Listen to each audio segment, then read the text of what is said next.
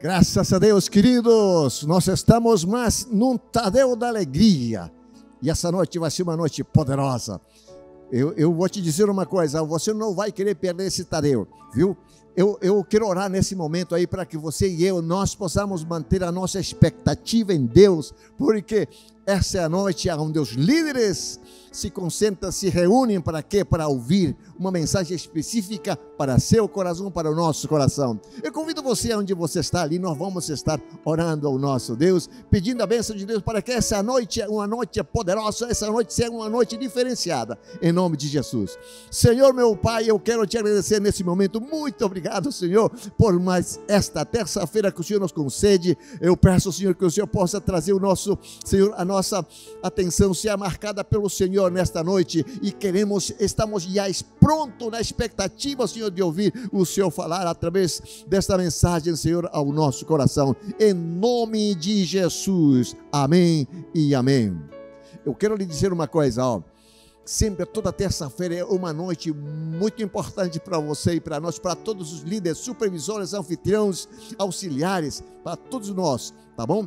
E sempre prepare esse tempo, toda terça-feira às 19h30 para você e eu. Nós estamos aqui nesse Tadeu online, o Tadeu da Alegria. Bem-vindo ao Tadeu da Alegria, Deus te abençoe, vamos!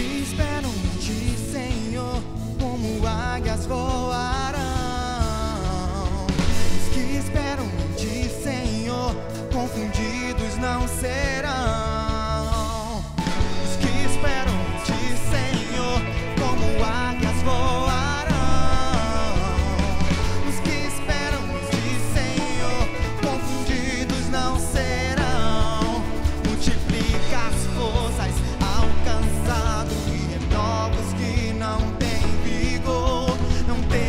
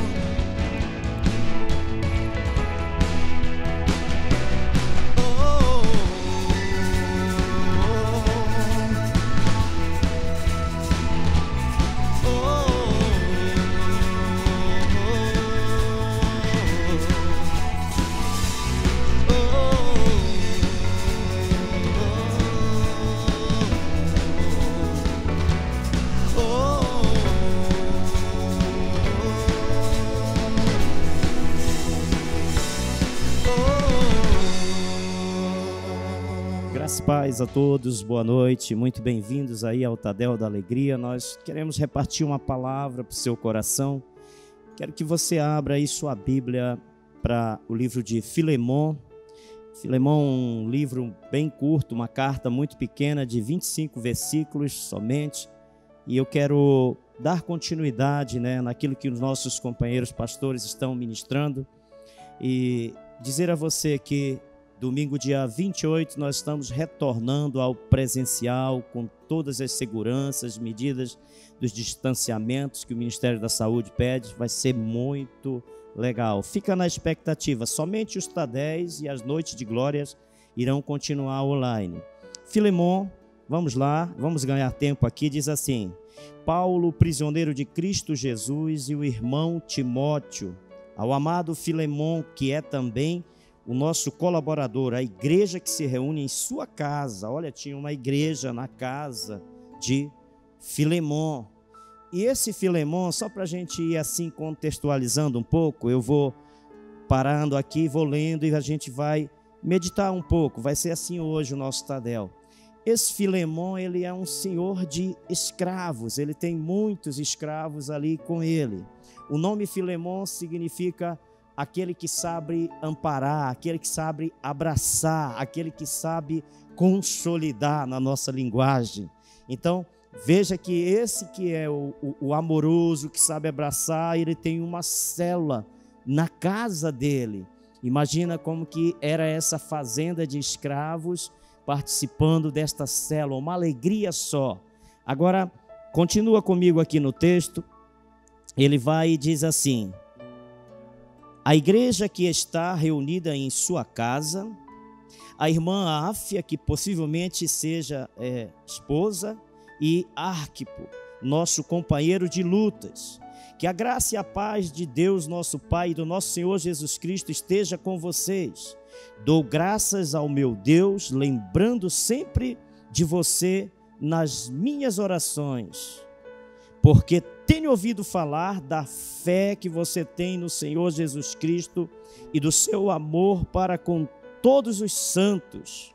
Oro para que a comunhão da sua fé se torne eficaz no pleno conhecimento de todo o bem que há em nós. Olha só que coisa interessante. Paulo está dizendo, o teu amor, Filemon, ele se torna conhecido, ele está sendo espalhado por todas as cidades, aonde a gente chega, aonde eu paro com as pessoas, eu ouço que o teu amor está expandindo, está crescendo. Lembra, ele tinha uma célula na casa dele que reúne. Eu não vou ler todos os 25 versículos, só para a gente ganhar tempo, porque você está familiarizado com a história, mas a história diz que ele tem um escravo por nome Onésimo, e o nome Onésimo significa útil.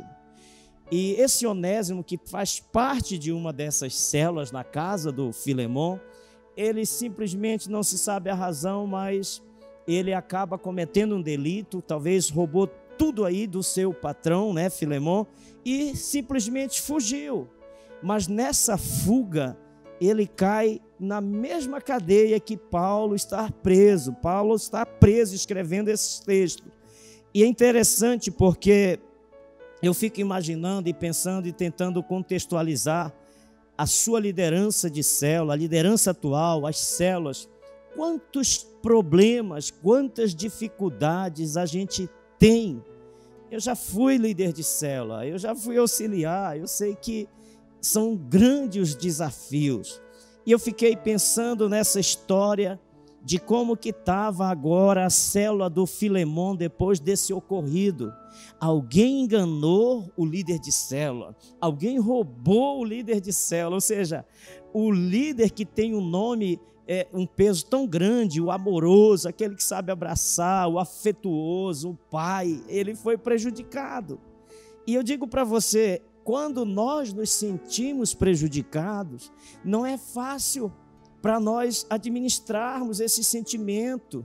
Quem se sentiu traído, quem se sentiu enganado, quem se sentiu lesado, e eu meditando nessa palavra, eu fiquei pensando, eu digo, como que está o coração dos nossos líderes para esse momento, onde parece que todo mundo desapareceu, alguns estão ali meio que não querendo muito, há outros querendo, vamos parar por enquanto, não se sabe o que vai ser, há uma incerteza, há uma desconfiança.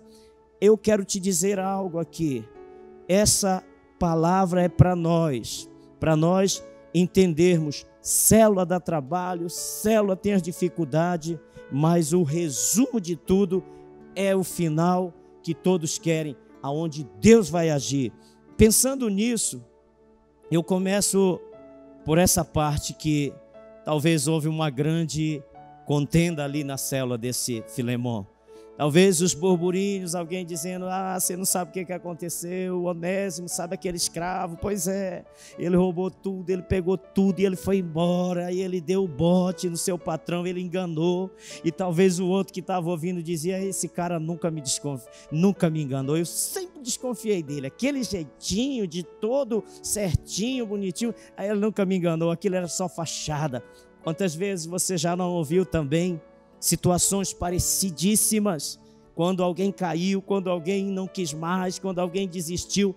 Talvez você que é supervisor agora está ouvindo e está dizendo, puxa vida, essa palavra é para mim, porque muitos dos meus líderes estão querendo desistir, estão querendo abandonar, e você está se sentindo desanimado, se sentindo traído, sem saber o que fazer, e talvez você mesmo tenha dito assim, o meu coração também parece que está meio querendo desanimar, mas eu quero te dar essa palavra e dizer, saiba como lidar com as contendas, com os burburinhos na célula, com os disse-me-disse, com as situações difíceis. 1 Coríntios, Paulo dá exemplo de como ele lidava com essas questões, com as fofocas, com as contendas. 1 Coríntios 1, do 10 ao 3, ele vai falar de uma situação que ela merece ser contada, ser lida. Eu quero que você me acompanhe. O Paulo está escrevendo e tratando aos coríntios uma situação de muita contenda, de muita dificuldade. E ele diz assim, eu fui informado que no meio de vós existem contenda, existem discussões, existem muitas coisas que estão só fazendo afundar a comunhão, existem muitas coisas que estão fazendo com que outros desistam. Existem contenda. Ele diz, eu fui informado pelos da casa de Clói que tem contenda, que tem divisão. E ele vai mais na frente dizer, eu rogo a vocês que falem a mesma língua, que tenham o mesmo sentimento. Então, essa é a forma de nós aprendermos a lidar com essas contendas, com essas divisões, com esses disse-me-disse. Não importa o que é que está acontecendo, mas você tem subsídio suficiente para saber lidar com essas questões de contenda e não perder ninguém, porque o propósito do Paulo era esse. Ele sabia entrar no meio dessas situações de contenda e resolver com uma habilidade que só o Espírito Santo pode dar.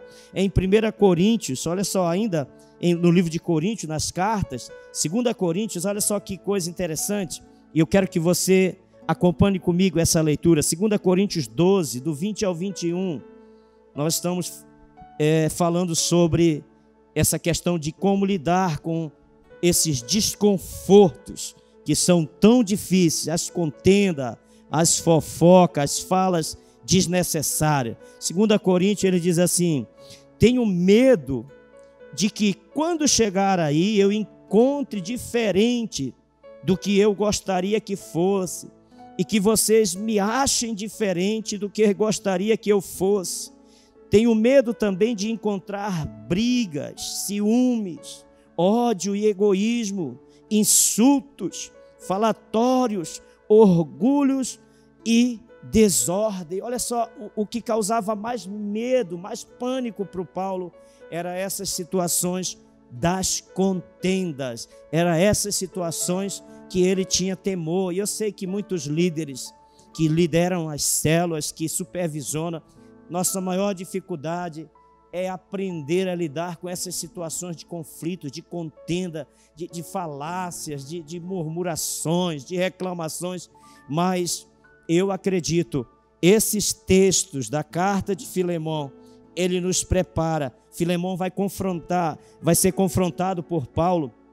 Aqui começa no versículo 5, onde o Paulo diz assim: oro para que a comunhão da fé se torne eficaz. Ele está dizendo, eu estou orando por você, Filemão, para que a comunhão da fé, mesmo diante de tudo isso, desses conflitos, dessas contendas, da perda que você teve, do Onésimo que te roubou e que fugiu, eu oro para que você continue mantendo o foco na comunhão da fé. E essa comunhão da fé, ela envolve amor. Não adianta dizer que você vai fazer comunhão na sua célula, se está lá um povo, todo mundo de tromba um com o outro, não fala com aquele, não conversa com aquele, porque aquele fez isso, aquilo fez o outro, e é uma célula que a gente vê aqui nesse texto que era uma célula que tinha muitos escravos participando, mas eles eram mais livres do que muitos de nós somos hoje. É difícil de lidar, e Filemão vai sendo confrontado por essa palavra, e o Paulo aqui no versículo 8 diz para ele assim, aqui começa a forma de tratar a questão de como integrar novamente o Onésimo. Ele diz assim, pois bem, eu ainda que eu pudesse, e tenho plena liberdade, versículo 8, em Cristo para te ordenar, todavia, eu prefiro, no entanto, pedir em nome do amor. Olha só, você que está lidando com situações complicadas, situações difíceis, a melhor forma, e que eu começo a te dar algumas dicas, a melhor forma de você entrar nisso tudo é em amor. Às vezes, quando o caldeirão começa a pegar fogo e aí fica fervendo, as coisas são difíceis, aí a gente quer também, no calor, no afã de resolver logo, a gente quer confrontar, a gente quer cobrar, a gente quer ligar e dizer, poxa, você sumiu, eu estou me sentindo abandonado, eu estou me sentindo prejudicado. Não faça isso não. Paulo está dizendo, bem que eu poderia ordenar, mas eu, Paulo, o prisioneiro, e agora velho, ele diz, ele já está com uma maturidade maior ainda, ele diz, eu nunca fiz isso e agora eu também não vou fazer, eu prefiro todavia te pedir. E vai pedir em quê? Em nome de quem? Ele diz, eu vou pedir em nome do amor, sendo que sou, Paulo, já velho, como eu disse, e agora também prisioneiro de Cristo. Olha só, querido, deixa eu te falar, para você aprender a lidar com essas contendas, com essas perdas, com os prejuízos que a sua célula está tendo, que é inevitável nós falarmos e dizermos que não teve perda. Tem perda sim, como que você vai lidar com isso? Vai fazer toda a diferença para resgatar e para recuperar. Primeira coisa, entenda isso, peça em nome do amor.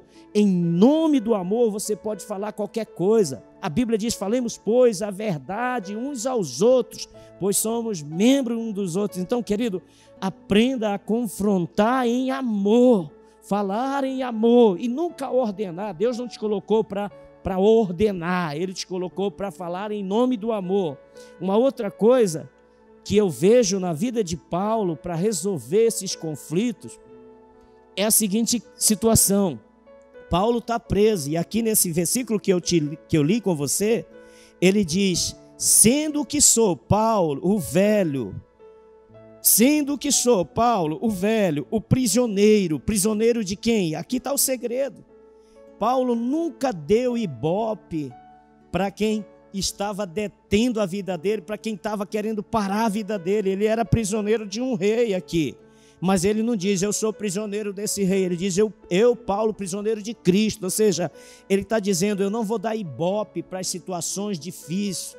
Ele está deixando aqui uma dica. Ele diz, não fique murmurando, não fique reclamando, não fique se queixando, não fique dando louvores ao adversário e ao seu velho homem. Mas vá para o foco. É Cristo, Cristo em vós, a esperança da glória.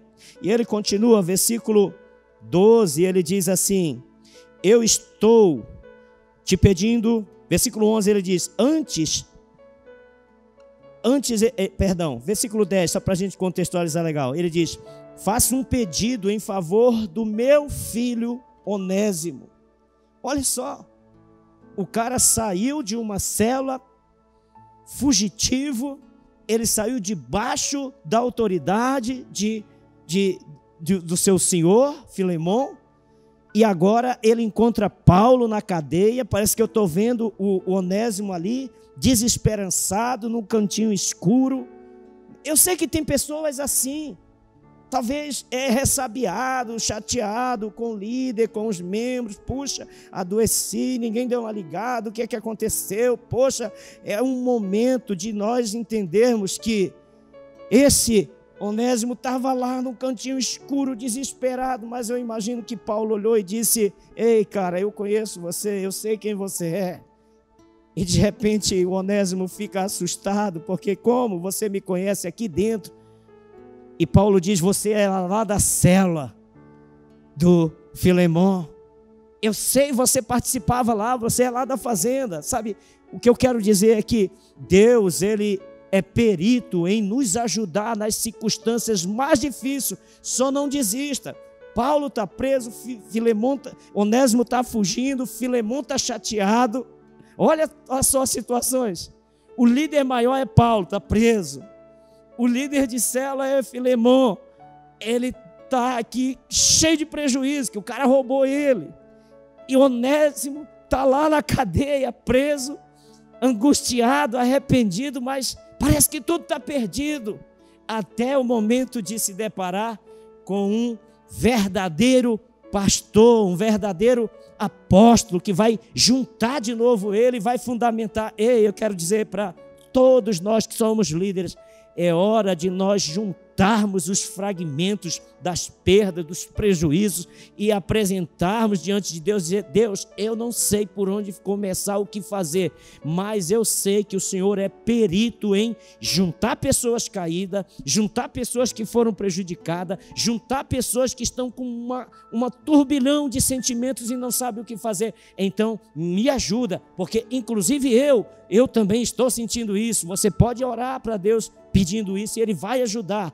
E aí Paulo continua, ele diz: eu estou te fazendo um pedido, versículo 10, em favor do meu filho Onésimo. Ou seja, ele está dizendo, esse escravo que fugiu, que te causou um dano, agora ele não é mais escravo.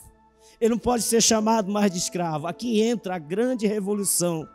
Eu penso que diante dessa situação, o diabo talvez frustrou-se muito de ter criado tudo isso, porque agora vai mudar todo o conceito, não só da vida de um homem chamado Onésimo, não só da vida de um homem chamado Filemon, mas de toda uma fazenda. Por quê? Porque agora Filemon não é mais um escravo. Paulo está dizendo: eu gerei ele é o meu filho, eu estou fazendo um pedido para o meu filho. Sabe, queridos, eu aprendo que esse tempo difícil não é um tempo de ministérios, não é um tempo de somente ser de ter um título de pastor, mas é mais do que isso, é entrar nas camadas mais fortes e dizer: eu tenho um filho, porque quando é filho a gente cuida melhor. Quando é parente, quando é sangue do meu sangue, quando foi eu que gerei, eu tenho a responsabilidade, o compromisso de cuidar melhor. Então, eu acredito que Deus está nos levando para essa dimensão de entendimento, que é hora de nosso coração começar a ferver por aquilo que nós geramos, por aquilo que nós colocamos. Essa célula não tem um dono, ela tem um pai que gerou. Essa célula não tem um líder, ela tem um pai que gerou esses filhos. Então não é hora de deixar nenhum desses. Nem Onésimo fica para trás, nem Filemon fica preso nos seus sentimentos, porque surge Paulo para cuidar dessas pessoas. Ele diz: eu faço um pedido em nome do meu filho Onésimo, que gerei entre algemas. Eu gerei ele entre algemas. Nós gastamos, isso quer dizer o quê? Ele gastou tempo, ele consolidou o cara, ele restaurou aquele homem, ele colocou esperança para aquele cara.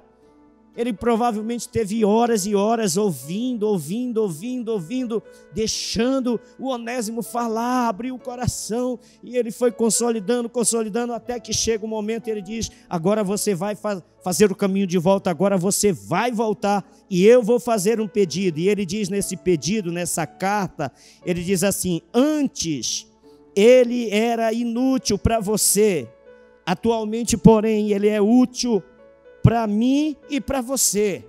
Ele era tão útil para Paulo agora, olha só, alguém que é inútil, alguém que não está valendo nada, alguém que está fugindo, alguém que carrega uma marca, que é passiva de morte, mas agora encontrou com um cara que consolidou, um cara que soube ouvir, um cara que foi lá e entrou no meio do turbilhão de problema e disse: cara, tem possibilidade, há esperança para você. Essa é a fala para você, líder de célula. Não é hora de abandonar nada, não é hora de desistir de nada. É hora de juntar e dizer: tem esperança sim, vamos começar tudo aqui de novo. Deus vai te usar. E ele diz: eu estou mandando ele de volta. Eu queria, versículo 14, eu gostaria tanto que ele me servisse aqui nas minhas algemas que carrego por causa do evangelho, mas não quis fazer nada sem o seu consentimento. Olha o respeito de Paulo para com esse líder de célula. Esse é um tempo, querido, que nós continuamos honrando os nossos líderes. Esse é um tempo que você precisa continuar honrando seus liderados, seus supervisores, seus pastores. Paulo não está desrespeitando, ele diz: eu já tinha um plano, eu tinha uma meta, tudo traçado, mas eu prefiro consultar você. O que é que você me diz? O que é que você me fala? E ele diz: eu queria que ele me servisse, mas eu penso que ele precisa voltar para que haja um impacto aí onde você está. E ele diz assim, versículo 15: talvez ele tenha sido afastado de você temporariamente, a fim de que você o receba para sempre, não mais como escravo, mas muito mais do que um escravo, como um irmão caríssimo, especialmente para mim e com maior razão para você, quer como ser humano, quer como irmão no Senhor. Portanto, se você me considera, receba-o como receber a mim mesmo. Olha o que Paulo está dizendo para ele: ei, Filemon, recebe esse cara como você me receberia. Se você tem consideração, se você tem apreço por mim, então receba ele aí e você vai ver o que vai acontecer na sua célula. E eu imagino, quando essa carta chegou até o Filemon, essa carta foi lida ali no meio da célula. E eu imagino que todos os demais escravos ficaram sabendo de como aquele escravo Onésimo foi recebido e de como que aquele burburinho agora de uma boa notícia se espalhou por toda aquela fazenda, e eles estavam dizendo: olha, o Onésimo voltou, e sabe, Paulo quem cuidou dele e trouxe ele de volta, agora ele é um novo homem, e agora ele não é mais escravo. Filemon deu a carta de euforia dele, ele é livre. Imagina que agora essa célula, essa fazenda toda está falando de liberdade, de um novo modelo de vida. Sabe, Deus está nos trazendo para esse tempo, onde as prisões parece que estão vindo, onde os açoites parece que estão vindo, onde as aflições estão sendo muito grandes no psicológico, na mente, nas emoções, mas Deus está dizendo: eu estou libertando os Filemões, aqueles que saíram, aqueles que foram embora, eles estão sendo curados, eles estão sendo restaurados. Há uma revolução acontecendo no ponto de libertação, de escravidão, de muita... as pessoas querendo controlar os outros, as pessoas querendo que os outros fiquem presos. Não, querido, ei, deixa eu falar uma coisa para você. É um tempo de liberdade, é um tempo de aceitar aquele que nos ofendeu, é um tempo de integrar de novo aquele que nos prejudicou, aquele que está lá tendo aparentemente as razões dele, porque ele foi embora, porque ele não quer mais. Mas é hora de nós fazermos o papel de Paulo e dizermos: cara, vamos retomar, vamos recomeçar. Era tão forte essa situação. Paulo diz assim: eu estou enviando Filemon e junto com ele, olha que coisa linda, querido, eu estou enviando Filemon, mas junto com ele vai o meu coração. Cara, isso aqui que é um discipulado ao nível de um pastoreio muito profundo. Ele diz, olha, Filemon, ele não está indo só, ele está levando o meu coração. Então, se você rejeitar esse cara, você está rejeitando o meu coração. Eu aqui dentro da cadeia, Filemon, gastei muito tempo com ele, eu cuidei dele, eu transferi vínculos de discipulado, eu gastei horas, noites e noites, eu estou dando garantia, porque o meu coração está indo com ele. Queridos, eu acredito, para nós irmos fechando aqui esta palavra, eu acredito que esse tempo, onde líderes estão angustiados, porque eu posso imaginar que você talvez esteja se sentindo só. Eu posso imaginar que você diz, eu não sei fazer a célula pelo aplicativo. E aí parece que eu ligo, os irmãos não estão muito afim, parece que está todo mundo não querendo juntar. Mas eu vou te dizer algo aqui, querido, esse é um tempo onde o Espírito Santo está nos ensinando a transferir o nosso coração para esses que estão feridos, para os onésimos da vida. E Ele vai nos capacitando. Não fica triste, não. Fica firme. Não dá glória para o inimigo, não. Fica firme. As cadeias, como diz Paulo. Eu encerro com esses 2 versículos aqui rapidamente. Efésios, abra aí sua Bíblia.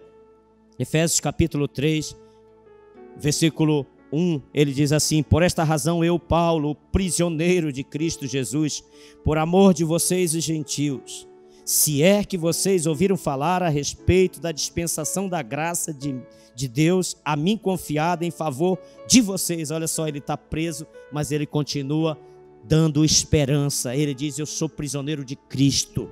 E aí Filipenses capítulo 1, só avança um pouquinho para frente, no versículo 12 e 13, eu encerro aqui. Ele diz assim: quero ainda, irmãos, que saibam que as coisas que me aconteceram têm até contribuído para o progresso do Evangelho. As coisas que aconteceram com Filemão, com Onésimo, elas contribuíram para o progresso. As coisas que estão acontecendo com João, com a Maria, com Pedro, com Tiago, com Sebastião, líder de célula, vão contribuir para o progresso. É isso que Paulo está dizendo. Tem contribuído para o progresso, para o avanço do Evangelho, de maneira que toda a guarda pretoriana e todos os demais vos saúdam. Ah, meu irmão, esse é o nosso tempo. Eu queria que você me ajudasse em oração agora. Vamos orar. Vamos orar pelos que estão feridos, pelos que estão desesperançados, pelos onésimos que estão fugindo do chamado, do propósito, daqueles que dizem, não, o mal que eu fiz foi muito grande, eu não posso voltar. Ah, irmão Cláudio, eu não posso mais retomar a minha célula, porque eu já deixei há 2 meses que eu nem sei como é que estão os irmãos. Não, querido, peça ajuda, peça ajuda. Você viu a história aqui, ela dá esperança. Segura em nome de Jesus, vamos orar. Deus, muito obrigado. Obrigado, Pai, pela vida desse homem, dessa mulher, Pai, desse Onésimo, dessa Onésima, meu Deus, desse Onésimo que machucou, que feriu o seu líder, Pai, e que está fugindo, que está indo embora, mas que o Senhor vai traçar o caminho dele para cruzar com o caminho de um Paulo que vai cuidar, que vai transferir o coração para a vida dele, e ele vai voltar e vai ter reconciliação, vai ter regozijo quando ele voltar. Deus, obrigado pela vida desse Filemão, meu Deus, esse líder, esse supervisor que diz, parece que eu estou só, todos me deixaram, eu estou aqui sofrendo afronta, prejuízos. Ah, Espírito Santo, cuida do coração desse supervisor de setor, Deus. Pai, muito obrigado, Espírito Santo, nós te amamos, em nome de Jesus, te louvamos. Querido, Deus te abençoe, fica na paz de Cristo. Um abraço bem apertado aí do irmão Cláudio, paz. Oh, meu Pai, graças nós te damos por esta noite poderosa, uma noite, Senhor, a qual nós ouvimos a mensagem poderosa, meu Pai, que, Senhor, nós queremos que o nosso coração continue aquecido, pegando fogo, Senhor, porque nós queremos entrar, Senhor, que esta palavra que veio de encontro, Senhor, oh Pai, nós queremos colocar em prática, e nós queremos entrar nessa cidade, avançar nessa cidade, e ver a Tua graça se derramando de maneira maneira poderosa, Senhor, entrando nas avenidas, nos becos, nas ruas, Senhor, cada família desta cidade seja alcançada pelo Senhor. Oh, meu Pai, nós queremos ser instrumentos, Senhor, para poder falar a todas as pessoas, meu Pai, em nome de Jesus. Muito obrigado, Senhor, por essa noite poderosa, em nome de Jesus. Amém e amém.